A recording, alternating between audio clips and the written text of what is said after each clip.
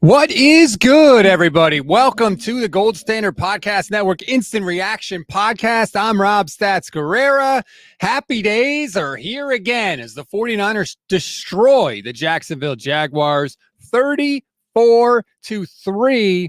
Almost everything went right today for the 49ers, except for the fact that Christian McCaffrey didn't score a touchdown, which ended his streak. But other than that, it was all San Francisco today. We're going to talk about everything. We will break it all down. Levin Black may pop in for a minute or two, but before we do, just want to remind everybody, like and subscribe to the Youth Podcast Network. If you want to help the show, leave a rating and a review. It's the best way to help us. And if you want to become a YouTube channel member, please do. It's less than $3 a month. You get custom emojis, membership badges, and priority comment response. And I'll be taking a lot of your comments for the next hour or so. A lot of good things to say today.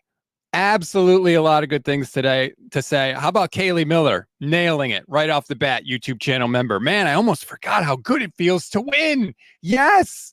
We had this feeling for, 16 straight weeks or whatever it was in the regular season. This is great. It just feels good.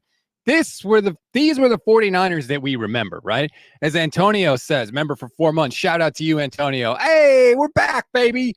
That's what it seemed like today. It seemed like the 49ers were back. And to me, the biggest way that it seemed like the 49ers were back was that the defense brought it from play one to the end of the game. Immediate change in the defense. They had energy. They were swarming to the ball. You could tell they were healthier, right? Swarming to the ball and turnovers, generating turnovers. Nick Bosa, welcome to the 2023 NFL season. He looked good. Chase Young looked good, especially on that one play with the forced fumble. Beautiful play. Unbelievable. Larkin says, let's take a moment to welcome Chase Young to the Bay. Absolutely. And I've been talking all week about Mike Singletary, right? We go out, we hit people in the mouth. Damn, the 49ers did that today. We are not a charity. We cannot give them the game. 0 turnovers today for the 49ers against the team that forced more turnovers than anybody else in the league. They were tied for the league in turnovers forced going in. And the third, we execute from the very start of the game to the very end of the game. They did it today. They did it more often than not, right? What do the Niners always say? Do right longer. Well, the defense absolutely did all day long. The offense eventually got back on track. I thought the offense was much better in the second half. Touchdown, punt, touchdown, touchdown. That's the drives that mattered for the 49ers in the second half of this game. It was exactly the kind of game the 49ers needed. And what did we see, right?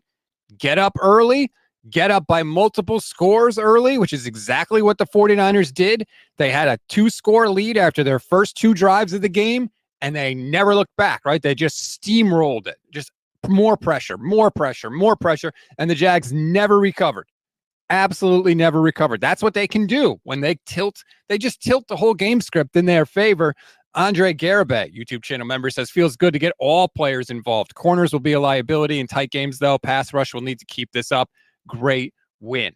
Yeah, let's talk a little bit more about the defense. I know a lot of people are going to talk about the fact that Steve Wilks was on the sideline, but I thought Daryl Johnston did a great job today of explaining the changes in the 49ers defense. It wasn't just Steve Wilks being on the sideline.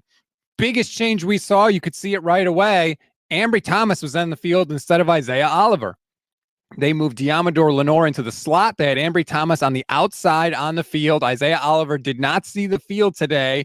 And Ambry Thomas made, to me, the play of the year for the 49ers. I know ultimately it didn't count because they had like 80 billion people on the field during his fumble recovery return, but that's the play of the year for San Francisco. Unbelievable strip from Ambry Thomas. Not only does he force the fumble, no one touches him, so he gets up and returns it. I think it was 81 yards for a touchdown. Unfortunately, it got nullified because, as I'm showing you if you're watching the stream, there was about 11 billion people on the field for the 49ers during the return. Where's the get back, coach, man? Come on.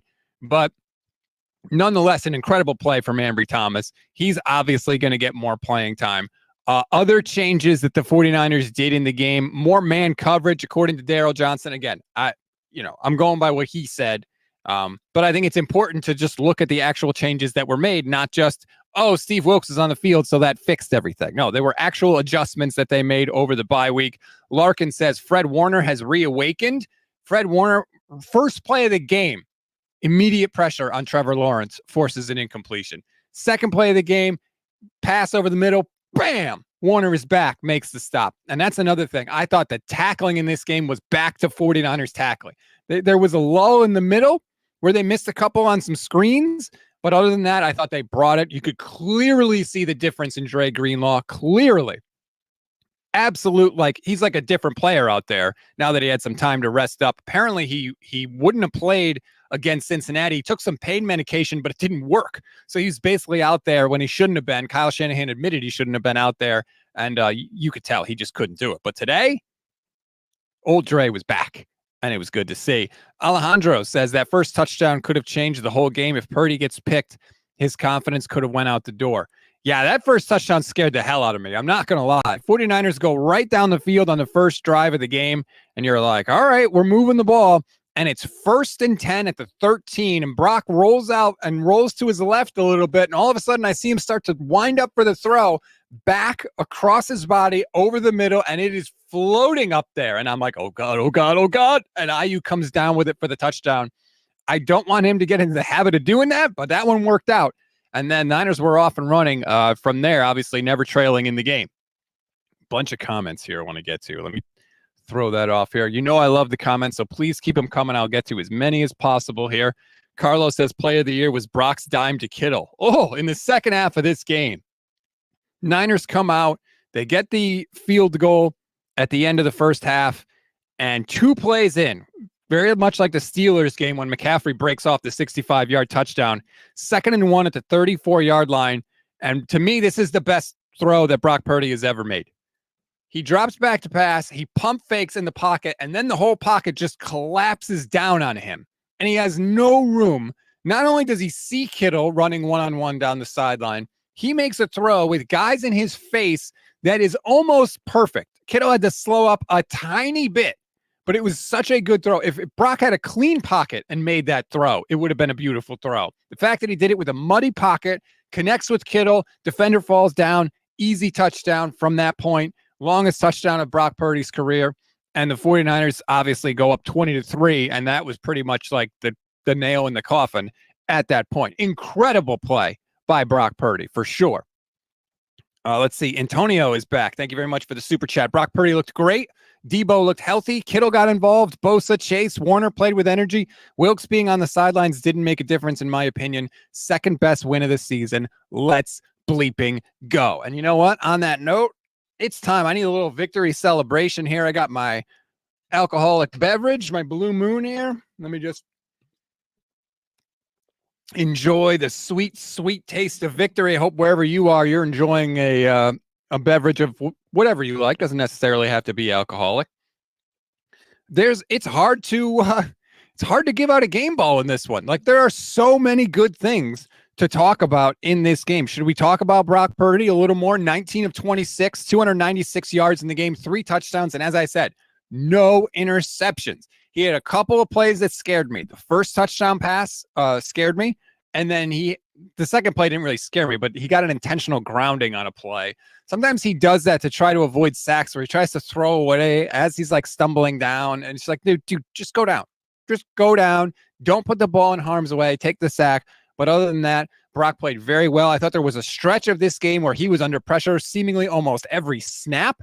And the fact that he didn't turn the ball over in that situation obviously was great. Again, against a team that had forced as many turnovers as anybody in the league. They were tied with New Orleans, I believe, but the Saints had an extra game. So Brock played very well today. In the second half, he was 8 of 10 for 165 yards. So 66 of those yards came on that one play to Kittle, by the way. But that's that. We got good Brock, right? We got Brock playing with a lead when he was comfortable, making smart decisions with the football. And that was very reassuring to see, because he needed this game. He needed a game with no turnovers, especially. So it was very nice to see. And I thought the most important throw of the game, let me go back in my notes and look. Yes, 4 minutes and 20 seconds to go in the third quarter. It's 3rd and 9. This is after the penalty, the unsportsmanlike penalty, took away the fumble recovery. It's 3rd and 9, and I'm sitting there like, are the 49ers going to go with the third turnover of the game where they don't get a first down and they go 3 and out and they get no points out of it? And instead, Brock throws an absolutely beautiful dime to Ayuk on the sideline for 20 yards. They get the first down, and that drive eventually goes down and ends with the Deebo Samuel end-around touchdown to make it 27-3. But I thought that third down play was huge for Brock Purdy because the Jags were getting a little momentum, just a little bit, right? Because they had the big play, and it was like, oh, the Niners put the game away. And then it got called all the way back to the Jacksonville 19-yard line. And they were looking like they were going to get off the field again. And no, instead, Brock makes the big-time throw to Ayuk, who makes a nice catch. Niners progressed down the field. I think it was 4 plays later. Yeah, they didn't have a third down after that on the drive. CMC had a run. Then it was Kittle for 21, CMC for 14, and then Deebo 23 on the end around. But I thought that third down throw by Brock was very, very impressive. Key part of the game for sure. Let's get to another super chat here from Reed. Thank you very much, Reed. Blocking is the second best thing George Kittle does. Did you know that, Rob? You know, Reed, that does sound familiar. Somebody smart probably said that. Kittle had a play early in this game where it was hilarious. The Jags just lost track of him, and he takes like 3 steps, and he kind of looks around and puts his arms out to Brock like, hey, I don't know what's happening, but I'm wide open right now. And Brock saw him and got the ball to him for a nice big gain. Yeah, look, Kittle can do this. He can absolutely do this. And it was every time he gets the chance, I feel like he rewards the 49ers for doing it. So I hope they keep it up because I love to see it. You're paying George Kittle a lot of money because he can produce like this. So just give him the opportunity to produce like this. Get back to some of your comments in a second, but I just want to point out too, how amazing does it feel and how good does it feel to be 6-3 as opposed to the 5-4 that the 49ers would have been had they lost this game, right? Feels totally, totally different. Changes the whole feeling of the rest of the season for sure. Just an incredible, incredible game for the 49ers. Everybody can exhale a little bit. They still got to, you can't just fall back into your old ways, but at least it was like, hey, we got right when we needed to get right. Now you've got Tampa Bay next week. Baker Mayfield against not 1, but 2 Ohio State pass rushers, because as Scott points out, Chase Young's impact was felt all around domination. I love to see the pressure numbers in this game. That play where he and Bosa, it's so funny. Chase himself had said, I think it's going to be a race to the quarterback like it was in college. And there was that play where Bosa forces the fumble where literally it reminded me of Nick Bosa and Dee Ford in 2019. Both ends come off the edge, right to the quarterback, meet at basically the same time. Bosa not only makes the strip, recovers it. I thought this was Bosa's best game of the year also, since we're talking about it. Yes, Chase Young's impact was felt. I thought he was great. Nick Bosa was a game wrecker.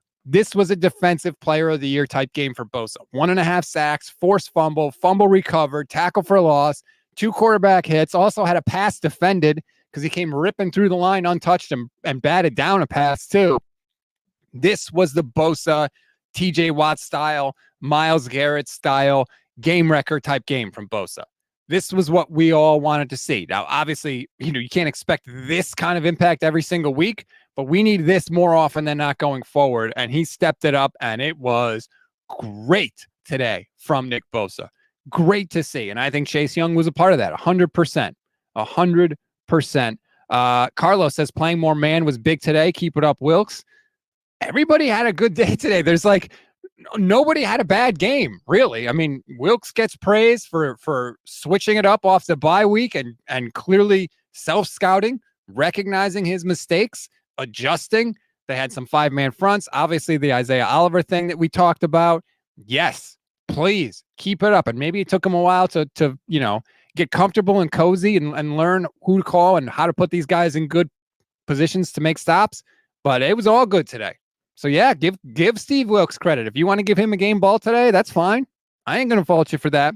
Again, 4 turnovers, 5 sacks for the defense.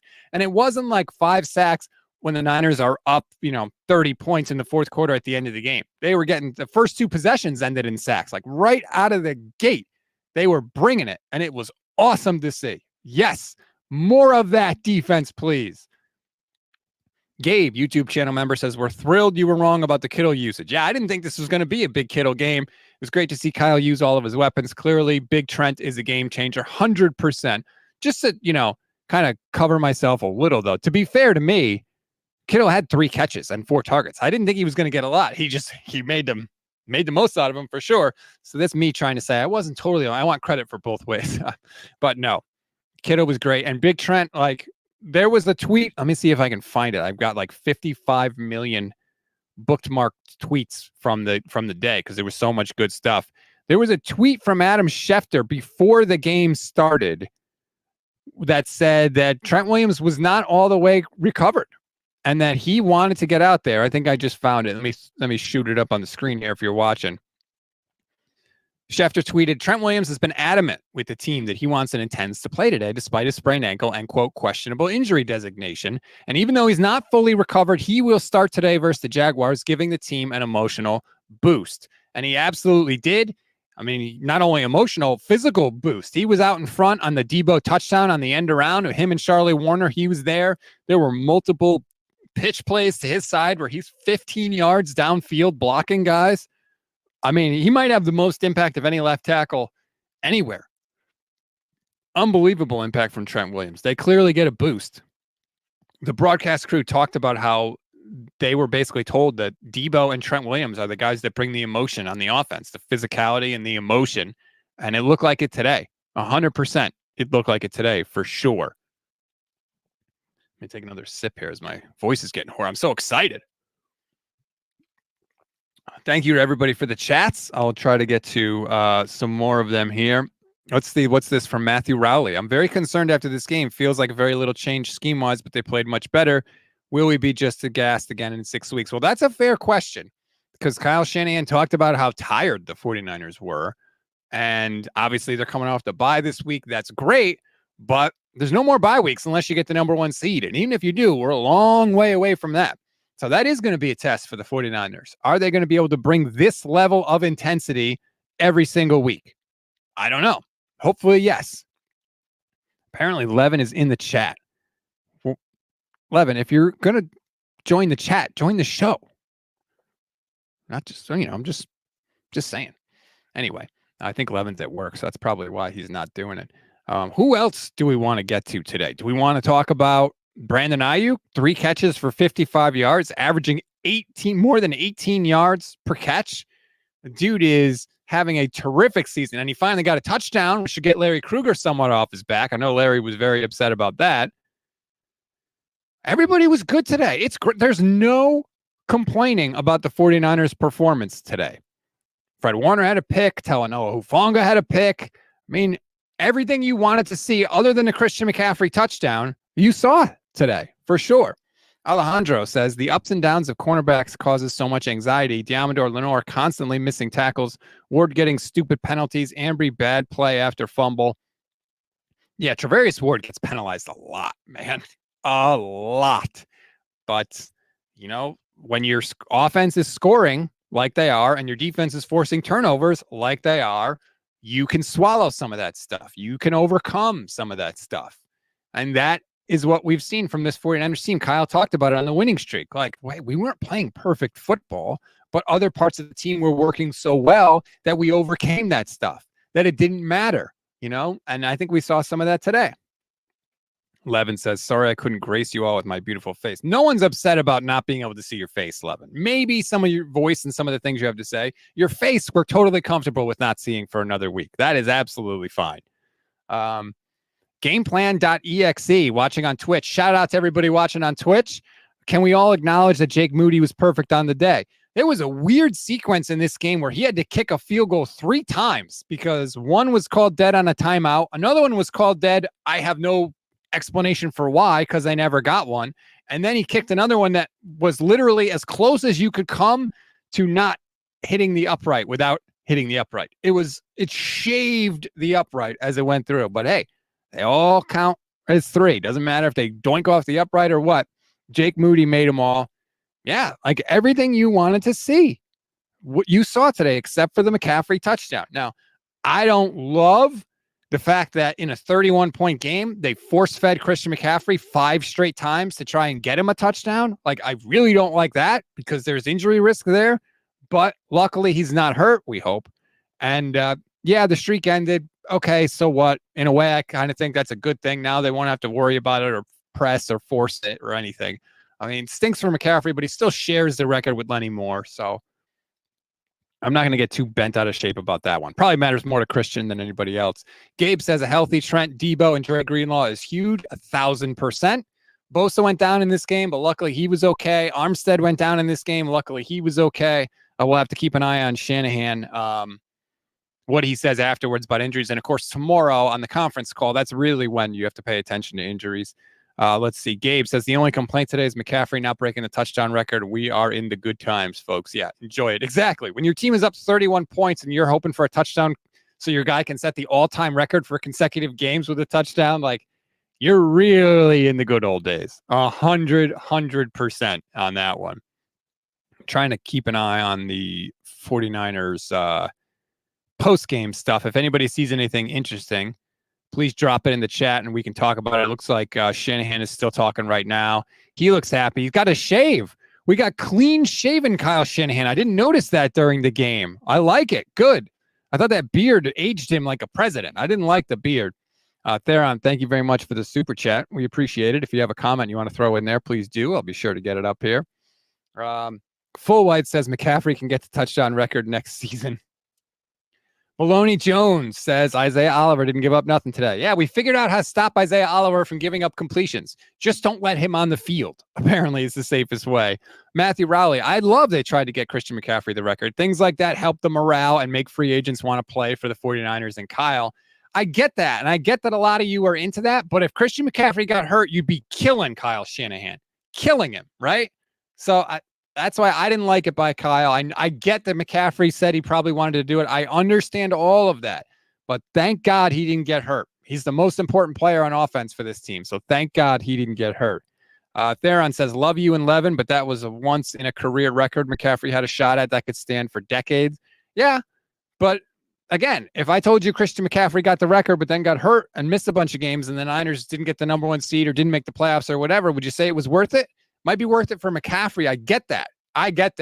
I don't care about Christian McCaffrey's personal record. I get why he does, and I get why the team would. But, you know, what did Pat Riley say? Keep the main thing the main thing. Look, I don't want to focus too much on it. They destroyed the Jags 34-3. It was a great win. I'm not going to, McCaffrey didn't get hurt, so we don't have to talk about that, luckily. But I just didn't love it. James T. Kirk says the Browns are about to beat the Ravens. So I have been completely oblivious to anything else happening in the National Football League right now. The Ravens look like world beaters, though. I know Tampa Bay's whooped up on Tennessee 20-6. I'm just sort of looking around here. Like, literally, I don't even know who else is playing in the early window.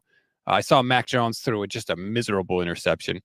Christian McCaffrey will take the win. How about the reverse call? The Niners did a bunch of interesting play calls on offense, I think, because at times they couldn't run the ball just right up the middle. And they were taking advantage of the fact that the Jags were getting so much penetration along the line that they did some stuff on the outside. They did a reverse. They did a couple of trick plays that I love to see. I love the Debo end around.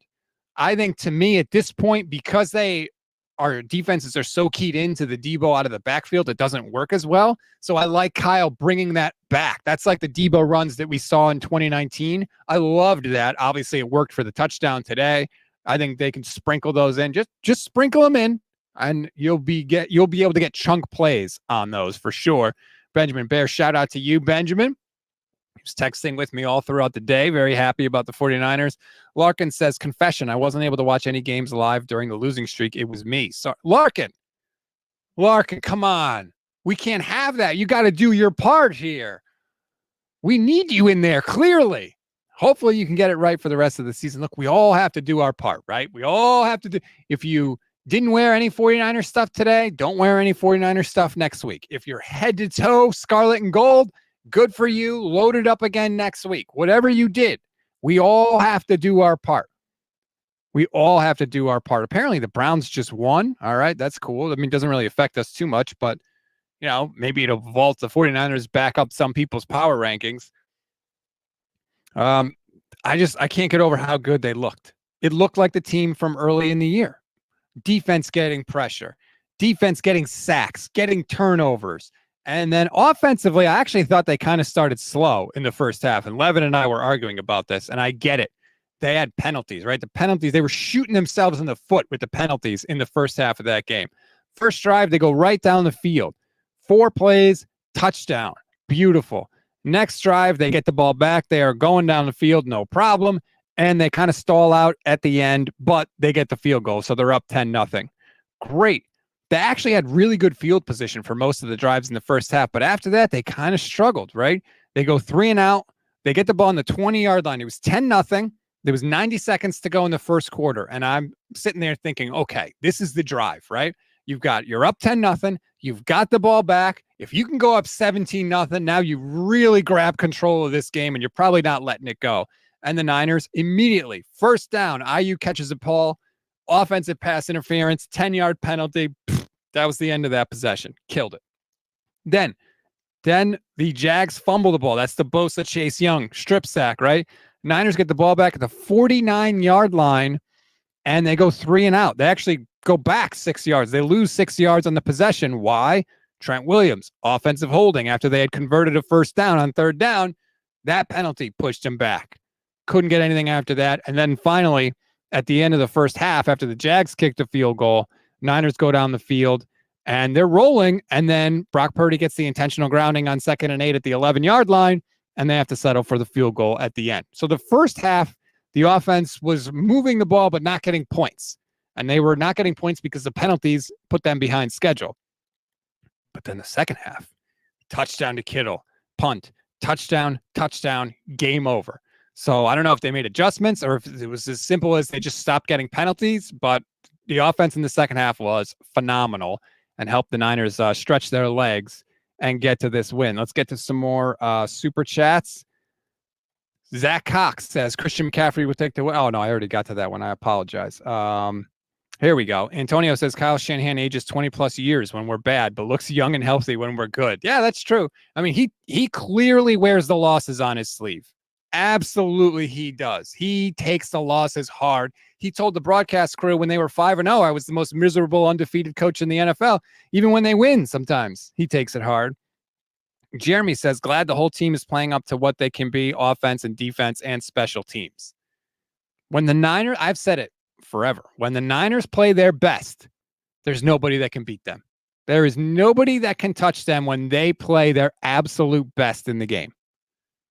They don't always do that, which is it's a hard standard to be at your best every single week. But when they are there, it absolutely is. They're untouchable. It's crazy. I'm just trying to check 49ers Twitter here. Mike Silver with a good tweet here. Let me throw this up on the screen.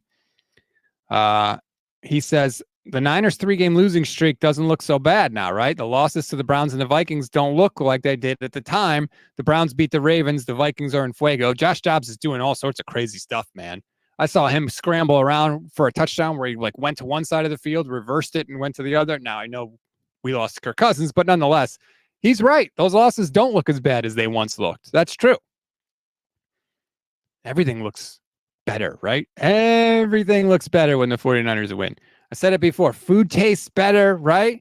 You're just in a good mood. The weather seems like it improves. It's all good after a win. I'm not seeing anything post-game about the 49ers yet. If you see it again, please, if you see it, throw it in the chat. But yeah, Matt Mayoko apparently said it after the game. The defense looked like the defense. It's such a big difference, right? They shut down the run and forced the Jags to throw, and the game score helped also. The Jags ran the ball 17 times for 59 yards. That's 3.5 yards per carry. That's great. The longest run of the day was 16 yards by Travis Etienne. Other than that, the longest run of the day was 5 yards. 5. And honestly, on the best Jags drive of the day, they really only moved the ball down the field through screen passes. They couldn't really do anything else. They were just screening the 49ers to death. I think they ran 3 or 4 screens on the drive. Other than that, they couldn't do anything. Trevor Lawrence, 2 carries, 7 yards. He didn't even run that much. Niners defense, man, like I said, they came to play 4 quarters today. Gamer says, hell yeah, stats. Where's your victory brew? Right here, baby. You know I got the victory brew.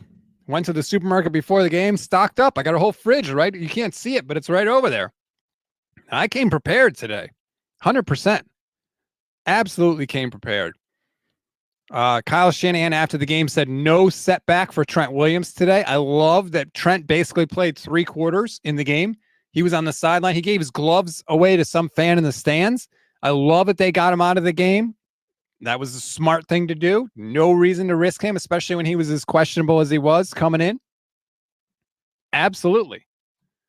Benjamin Bear says, how many of you sweat bullets when Armstead went down? Yeah, I was a little nervous. Not going to lie. He came back in a few minutes later. James T. Kirk says, I sweat bullets every time Moody is about to kick. I do too. Not going to lie. But he made them all today. They all count, right? Again, doesn't matter how they look going through the uprights. He made them all. Marshall Mello says, Chase Young made an immediate impact. Going to be a huge pickup. I totally agree. If he can stay healthy, I think this is the best option opposite Nick Bosa the 49ers have had since D Ford, and maybe with D Ford if Chase Young can stay on the field. Because remember, D Ford only played 22% of the snaps that year in 2019. So if Chase Young can be on the field more than that for the 49ers, he'll be the best pass rusher opposite Nick Bosa that the 49ers have had in Bosa's career, for sure. And it's funny how one player can make such a big impact, but I mean, they were a different defense out there today. Now, I know it wasn't just Chase Young. Javon Hargrave got through like right away, got through up the middle a couple of times today. Once he forced an interception, got through immediately, rushed Trevor Lawrence's throw. It was on a 4th down that went right to Warner over the middle of the field. It wasn't just Chase Young, but it definitely helps 1,000%. And again, you've got an opportunity here going forward. You've got Tampa Bay next week. That hopefully is a game that you should win, right? I think we'd all be disappointed if they lost to, especially Baker Mayfield. We know Nick Bosa would be disappointed. You should be able to win that game. That'll push you to 7-3. Now you're, in elite territory there. Then you've got the sandwich. Seattle, Philly, Seattle. Huge games. Seahawks on Thanksgiving, in Philly on December 3rd, and then Seahawks again at home on December 10th. Huge 3 games coming up for the 49ers, but you got to take care of business next week against Tampa. Have to take care of business next week against Tampa. And then you get to that 3-game stretch, and we'll see where we are after that. But you feel a hell of a lot better going into that 3-game stretch right now than you did 24 hours ago. Do you not? Right? Man, please, let's get this team going forward. Let's get the consistent performance from this defense going forward. If they figured out, if it clicked for this defense going forward, you're going to see this 49ers team put forth this kind of effort week after week. It's like almost when you go golfing and you kind of struggle for most of the round. And then like the last 2 or 3 holes, you're like, let me just change my grip a little bit, right? Or let me just change my stance a little bit or tee it up a little higher. You make one little change and then all of a sudden, boom, you start hitting the ball straight and you start hitting the ball far. And you're like, oh my God, I think I figured it out. And you do good on the last 2 holes. And you're like, yes, I think I got something here. What do you want to do, right? You want to keep going. You want to keep playing. You want to get right back out there because now you think you figured it out. And maybe that's where the 49ers are at this point. Maybe they have figured it out. And if that's the case on defense, they're going to be in games every single week going forward. Absolutely. They're going to be the 49ers team that they look like the first 5 games of the season and not the team we saw on the 3-game losing streak. Batman 29, great game all around. I just wish they had a change of pace back. Cough, cough, Jordan Mason. I think our running game can still be better. Poor Jordan Mason cannot get on the field, right? They're up 31 points and Jordan Mason can't get a touch. Now he did almost allow a blocked punt, which was a kind of a crazy sequence. So the 49ers are punting and the ball is like an inch away from getting tipped and blocked because Jordan Mason is getting shoved into the backfield by a defensive end. And instead, the ball gets down all the way at the 1-yard line. So they were an inch away from a block punt and potentially game-changing play, and instead they pinned him deep. Now the Jags still got a field goal on the drive, but Jordan Mason cannot get out there. Antonio says the Eagles have the Chiefs and Bills the next 2 weeks. If we can comfortably beat Tampa and Seattle and the Eagles lose one, I'll feel really good about that game against Philly. I understand, and I know I just did it and looked ahead, but I hope the 49ers aren't looking ahead. Focus everything on Tampa Bay. Everything on Tampa Bay. Those games, there'll be time to focus on those games if you're the 49ers. For us, we could look ahead. We could look ahead, right? I ain't playing, but I agree with this. Game Plan EXE says Elijah Mitchell still didn't look good, though. I agree. To me, I've not seen anything special out of Elijah Mitchell this year. This year, I'll say. I'd like to see Jordan Mason get in there. But again, we're complaining about the usage of the backup and third string running backs at this point. That just tells you how good it was today, right? Absolutely. Let's check 49ers Twitter again. See if Kyle Shanahan or anyone else said anything good. Shanahan smiled when asked about the first Purdy touchdown throw and said it was one of the worst decisions he's made as a 49er. Yes, I love that. I love that Kyle said that. That's one thing about Brock that scares me a little bit. And I get, like, he's kind of a gunslinger, so you got to take the good with the bad. My thing on that play, what scared me the most was that it was first down, right? If it's third down and you're trying to, maybe make a play and you don't want to settle for a field goal, like, I could understand the thinking more. But on first down, when you roll back and throw late over the middle across your body, that is scary. That's a scary play. Diego says, watching on Twitch, shout out to everybody on Twitch. What about Ambry Thomas? Great sequence as he defended Ridley and then forced and recovered the fumble on the following play. Defended 20-3 and didn't let the Jags back in the game. Was their only red zone position.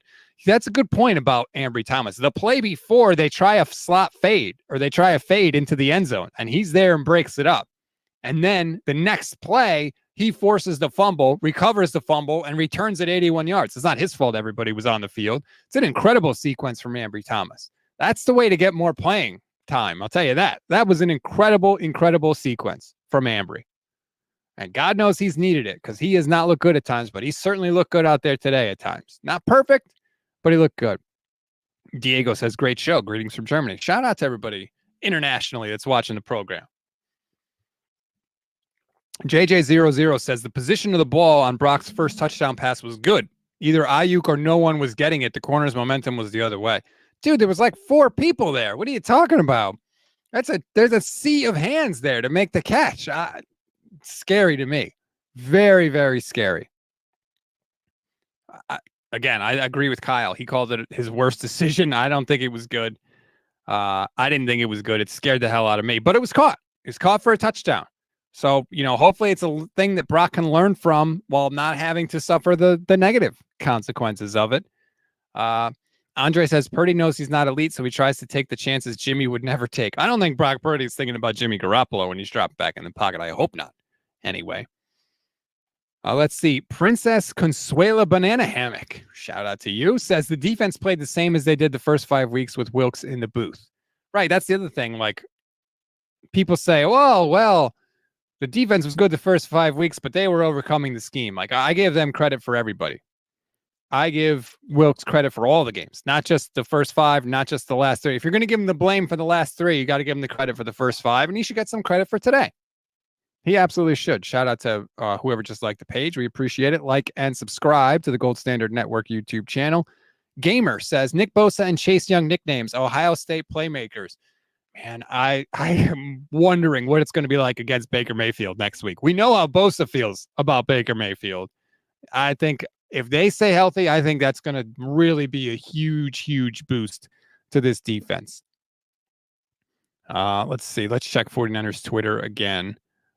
Okay, haven't seen. I'm noticing that they are tweeting out less and less of the post-game comments. I wonder if it's because they know so many people are doing post-game shows, but we'll have to check in with them more and more.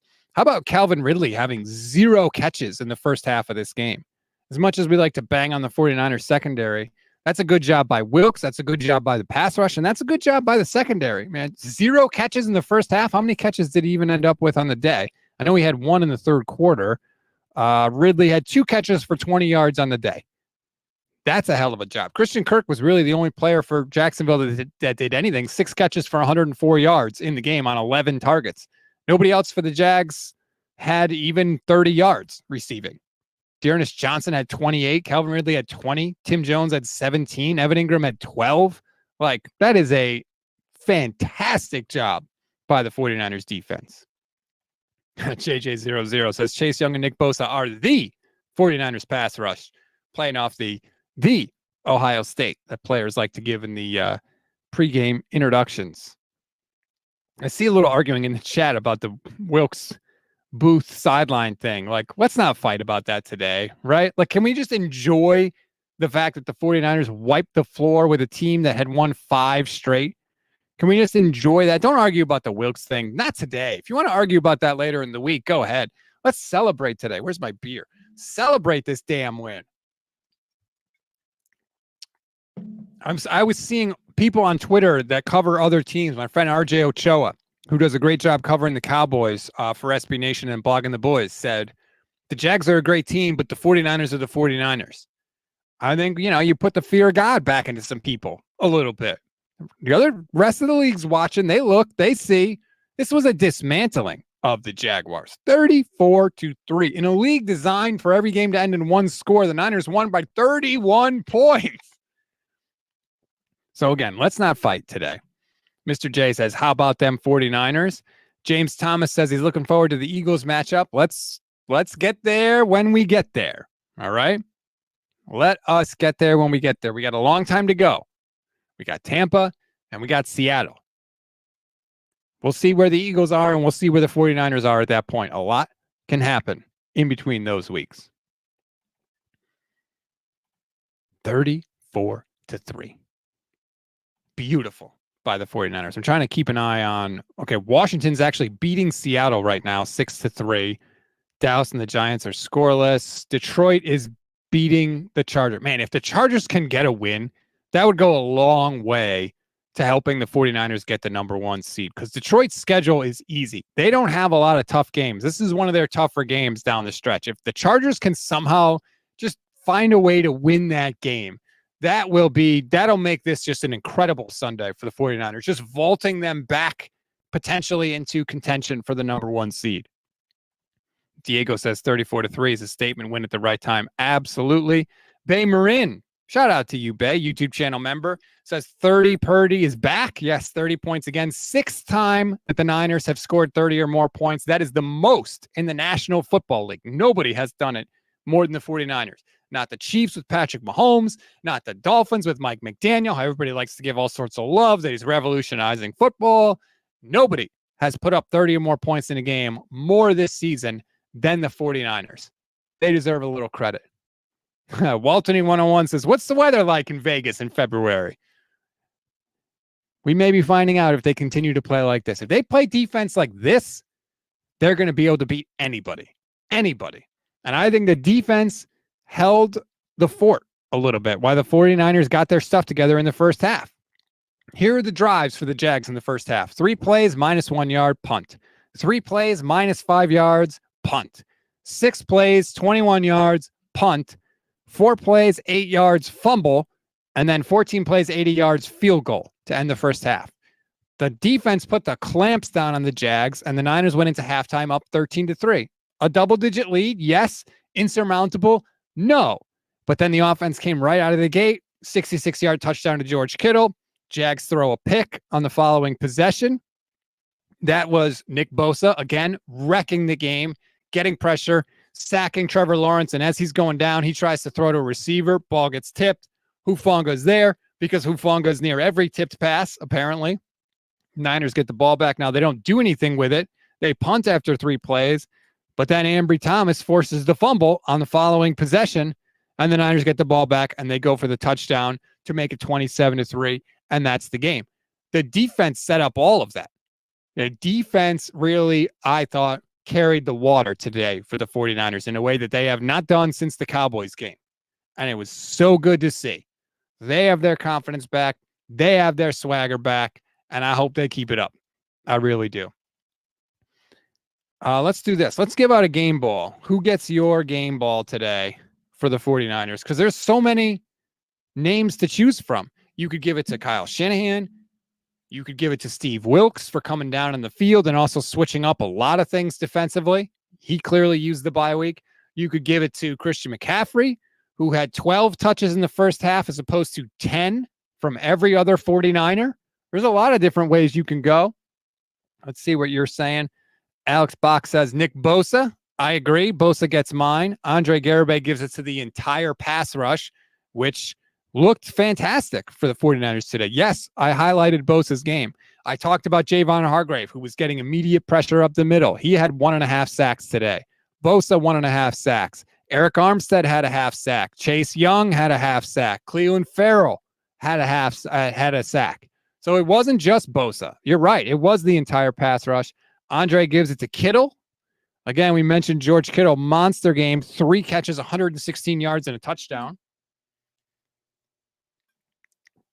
You could give it to Wedge until he says Ayuk for not dropping a key pass. Ayuk had a nice day today. Waltony 101 wants to give it to Ambry Thomas. Game ball. Different game if they score. Ambry had a great day today. Not a perfect day, but overall a very, very good day. Bay Marin says Big Cock Brock did his part. He did. No turnovers. To me, that was the biggest thing. I know you had a big day statistically, but the no turnovers. R.D. Ripley says Purdy avoiding pressure and throwing dogs. He had a couple. He had one play where he avoided a sack and just quickly got it out of his hands to McCaffrey. It only ended up being like a 2 or 3 yard gain. But again, with Jimmy Garoppolo, that's a negative play. That maybe kills that whole possession. With Brock Purdy, not only is it not a negative play, it turns into a positive play for a few yards. But it makes a big difference because it impacts the entire rest of the possession for the 49ers. Patrick Lucero says double flag plant celebration is what I'm looking for next week from the Ohio State boys. Let me tell you, that would be awesome. If they both did the flag pointing thing, that would be fantastic. Kaylee Miller says, honestly, I'd give a game ball to Brock. Everybody wrote him off after the last 3 weeks, and he took it in stride. Yeah, he honestly seems like he does not really give a crap what anybody says about him. Absolutely. And again, he had a monster day today. 19 to 26, 296 yards, 3 touchdowns, no picks. Josue says winning the turnover battle was key. Yeah, if you get 4 turnovers, chances are you're going to win the game. Now, the Niners didn't score after the first 2 turnovers, so that was a little scary, but they did after the second 2. And that's how you get a 34-3 game. You turn those turnovers into points.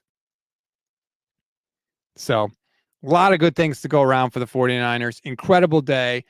6-3 now on the season.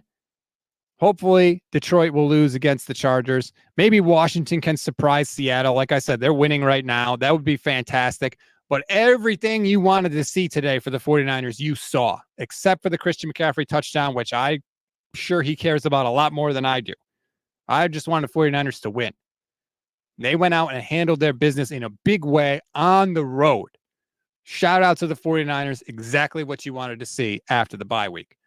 That's a wrap on this Instant Reaction Show. I want to remind everybody again, please like and subscribe to the YouTube channel. We're going to go live every single weekday here. We'll have long-form shows. We'll do 49ers in 5 if you're new to the channel. That's just like a 5-minute update that drops in the morning. Lets you know everything you need to know. Best sound bites from press conferences, from radio interviews, all the news you want for the 49ers in about 5 minutes. You get that on the channel. So please like and subscribe to the YouTube channel. And as always, rate, review, and follow the Gold Standard Podcast Network. Thank you, everybody, for watching. Sorry we couldn't have a co-host today, but Levin's schedule didn't allow it, and everybody else was busy, so you got stuck with me. I appreciate you giving me part of your Sunday. Enjoy the rest of your Sunday, everybody. Thank you again. Go bleeping Niners.